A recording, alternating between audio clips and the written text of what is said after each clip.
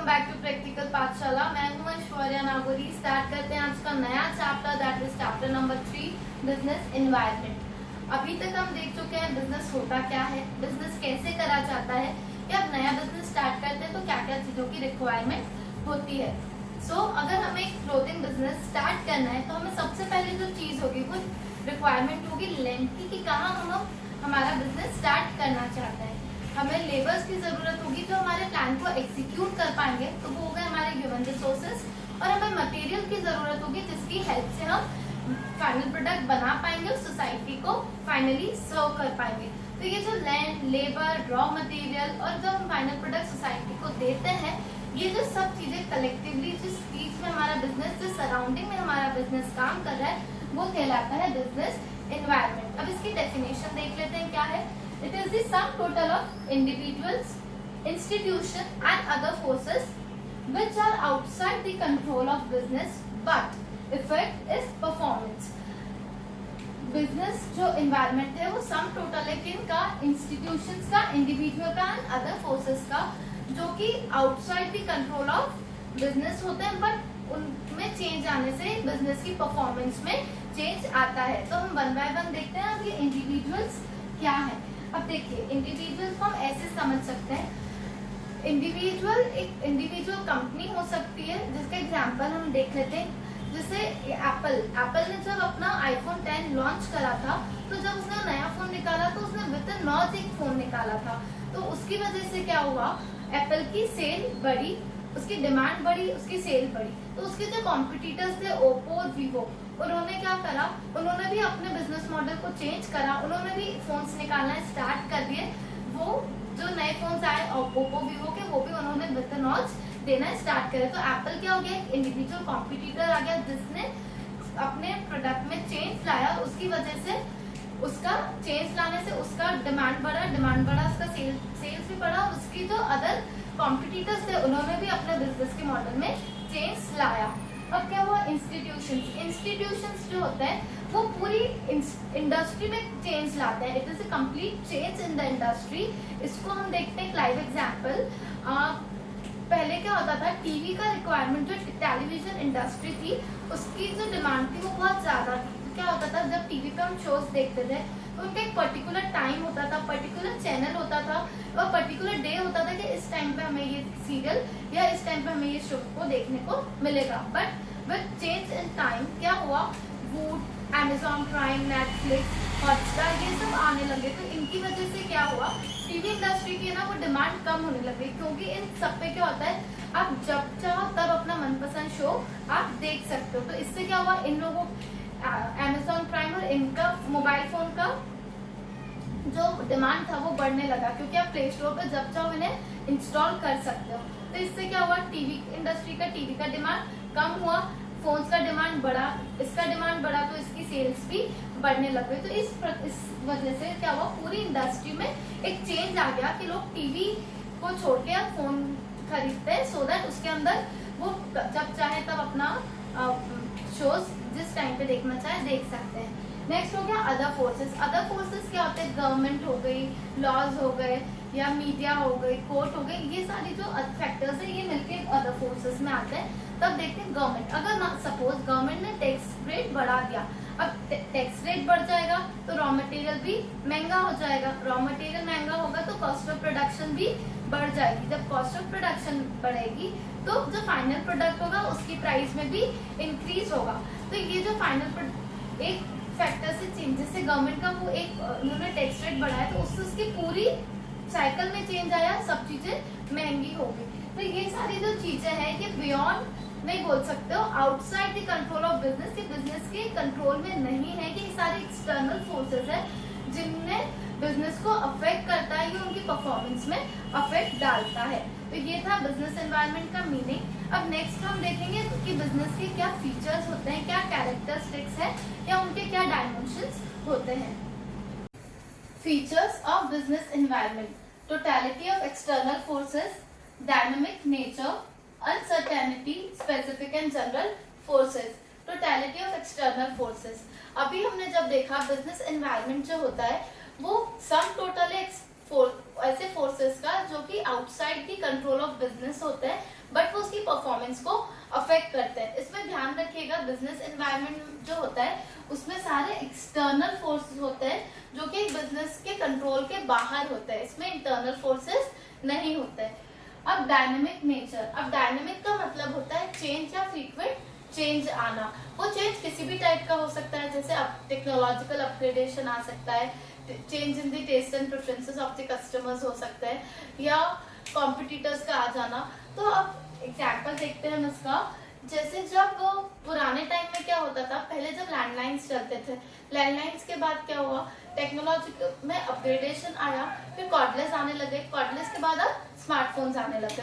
तो जैसे जैसे चेंज आता गया, लोगों की डिमांड उस तरफ शिफ्ट होती गई, जो डिमांड उनकी अलग होती रही, उनकी डिमांड चेंज होती रही। तो टाइमली अगर बिजनेस को अगर सर्वाइव करना है तो उसे टाइम टू टाइम जो चेंजेस आ रहे हैं उसको अडॉप्ट करना पड़ेगा। नेक्स्ट होता है अनसर्टेनिटी। अब अनसर्टेनिटी का क्या होता है, जैसे फ्यूचर जो है हमारा वो अनप्रिडिक्टेबल है, हम उसे प्रिडिक्ट नहीं कर सकते हैं कि कब क्या हो जाएगा। तो जैसे जैसे चेंज आता रहता है एक बिजनेस एनवायरनमेंट के अंदर, तो वो जो चेंज होता है वो प्रिडिक्टेबल नहीं है कि कब वो चीज हो जाए। जैसे एग्जांपल देखते हैं, जब टेलीकॉम इंडस्ट्री में क्या हुआ, जब रिलायंस 4G आया तो उसने क्या हुआ, जब उसके जो कॉम्पिटिटर्स थे एयरटेल और आइडिया, उनको काफी लॉसेस हुआ। तो एयरटेल और आइडिया थे, उन्होंने कभी प्रिडिक्ट नहीं करा था कि एक टाइम में रिलायंस जियो नाम की कंपनी आ जाएगी और वो उसकी वजह से उनके बिजनेस एनवायरनमेंट में उनके बिजनेस को इतना अफेक्ट होगा और उससे उनको इतने लॉसेस होंगे। तो एक जो हमारा बिजनेस एनवायरनमेंट है वो अनप्रिडिक्टेबल होता है। Specific and general forces. Specific forces वो फोर्सेस होती है जो बिजनेसेस को डायरेक्टली इम्पैक्ट करती है और इंडिविजुअली इम्पैक्ट डालती है, और जनरल फोर्सेस वो फोर्सेस जो बिजनेसेस पे इनडायरेक्टली इम्पैक्ट रखती है और सारे बिजनेसेस पर अपना इम्पैक्ट रखती है। तो स्पेसिफिक में आ गया investor, customers, competitors and suppliers. Investors वो होते हैं जो इन्वेस्टर्स ऐसी कंपनी में इन्वेस्ट करना पसंद करते हैं जहां उन्हें उनके इन्वेस्टमेंट पे अच्छा रिटर्न आता हो। तो इन्वेस्टर्स जो होते हैं वो कंपनी की या बिजनेस मॉडल को देखते हैं, उनका परफॉर्मेंस देखते हैं, उनका ग्रोथ क्या रह रहा है, उनमें कितना प्रॉफिट है। तो जब वो सब एनालाइज करने के बाद वो ऐसी कंपनीज में या ऐसे बिजनेस में इन्वेस्ट करना पसंद करते हैं। जैसे ओला कैब सर्विसेज, ओयो रूम्स, इनमें काफी बड़ी बड़ी कंपनीज ने अपना इन्वेस्टमेंट कर रखा है। तो उन्होंने उनके बिजनेस मॉडल्स को देखा, उनका परफॉर्मेंस देखा, तब उन्होंने जाके उसमें, जब उनको लगा कि इसमें हमें अच्छा रिटर्न मिल सकता है, तब उन्होंने उन कंपनीज में इन्वेस्ट करा। तो इन्वेस्टर्स जो होते हैं वो डायरेक्ट इम्पैक्ट रखते हैं किसी भी बिजनेस के ऊपर, क्योंकि अगर इन्वेस्टमेंट्स ही नहीं होंगे, इन्वेस्टर्स नहीं होंगे, तो आपका बिजनेस एक्सपैंड कैसे होगा। Next customers. कस्टमर्स जो होते हैं ये भी डायरेक्ट इम्पैक्ट रखते हैं बिजनेसेस के ऊपर, क्योंकि जो कस्टमर्स होता है वो सोल बेस होता है, क्योंकि अगर कस्टमर्स ही नहीं होंगे तो आपका प्रोडक्ट को लेगा कौन। तो अब देखते हैं इसका एग्जांपल हम समझते हैं कि जब क्या हुआ मार्केट में, जब सैमसंग ने अपनी गैलेक्सी सीरीज निकाली थी तब उसकी डिमांड जो थी वो बहुत बढ़ चुकी थी, उनकी सेल्स अच्छी हो गई थी। पर क्या हुआ, विद टाइम हमें पता पड़ा कि उसके अंदर जो बैटरीज थी सैमसंग की, उसमें बैटरी ब्लास्ट होने का इश्यू आ रहा था। तो क्या हुआ, जितने भी लोग थे उनके जो कस्टमर थे वो शिफ्ट हो गए सैमसंग से एप्पल आईफोन की तरफ। तो उसका जब सैमसंग का कस्टमर बेस ही शिफ्ट हो गया तो उसकी सेल्स कैसे होगी, सेल्स ही नहीं होगी तो उसे प्रॉफिट कैसे होगा। तो जो कस्टमर्स होते हैं ये भी बिजनेस के ऊपर डायरेक्ट अपना इम्पैक्ट रखते हैं। कॉम्पिटिटर्स। अब कॉम्पिटिटर्स जो होते हैं ये भी डायरेक्टली इम्पैक्ट करते हैं बिजनेस को।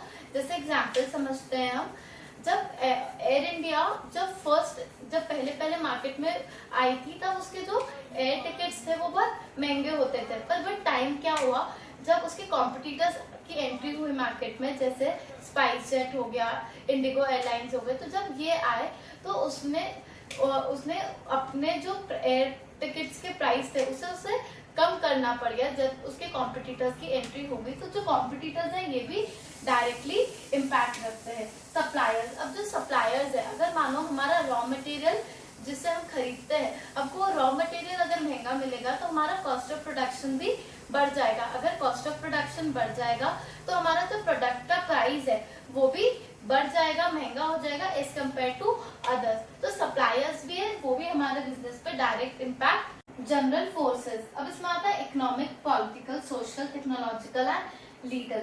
अब इकोनॉमिक कंडीशंस क्या क्या होती है। अब इकोनॉमिक कंडीशंस में अगर किसी कंट्री की गुड इकोनॉमिक कंडीशंस होगी तो वहाँ पे ज्यादा बिजनेस ग्रो करेगा, वहाँ नए नए बिजनेस आएंगे, न्यू प्रोडक्ट होंगे, न्यू सर्विसेज आएंगी, या मल्टीनेशनल कॉर्पोरेशन वहाँ ज्यादा सेटअप होंगे। तो उसके कारण अगर एक अच्छी इकोनॉमिक कंडीशंस होगी तो वहाँ पे बिजनेस अच्छा होगा। एग्जाम्पल, अगर किसी कंपनी है उसे अपनी न्यू शेयर कैपिटल अगर इशू करनी है तो वहाँ उसके जो शेयर्स होंगे वो ऐसे गुड इकोनॉमिक कंडीशन में वो राइज करेंगे। अब पॉलिटिकल के अंदर क्या है, गवर्नमेंट का मेक इन इंडिया जो कैंपेन चला, उन्हें गवर्नमेंट ने कंडीशन रख दी कि अगर जो भी मोबाइल फोन्स इंडिया में मैन्युफैक्चर होंगे वो लेस एक्सपेंसिव होंगे as compare to the phones manufactured outside the countries. तो उन्होंने एक कंडीशन रख दी। अब हुआ टेक्नोलॉजिकल कंडीशन। अब क्या हुआ, टेक्नोलॉजी में अपग्रेडेशन आ जाना। जब क्या हुआ कि जब रिलायंस 4G जियो की एंट्री जब मार्केट में हुई तो उसने क्या करा, 1.5 GB पर डे हमको डेटा मिलने लग गया। तो उससे क्या हुआ कि जो यूट्यूब हो गया या वूट हो गया, हॉटस्टार, अमेजोन, इनकी जो डिमांड है, इनकी जो एक्सेसिबिलिटी है वो ज्यादा बढ़ गई। तो ये सारी कंडीशंस है जो पूरी एक इंडस्ट्री को या सारे बिजनेस फर्म को इफेक्ट डालती है। आगे इनका ये बहुत ब्रीफ है, हम इसको आगे जब इसका टॉपिक आएगा तब हम डीप में स्टडी करेंगे।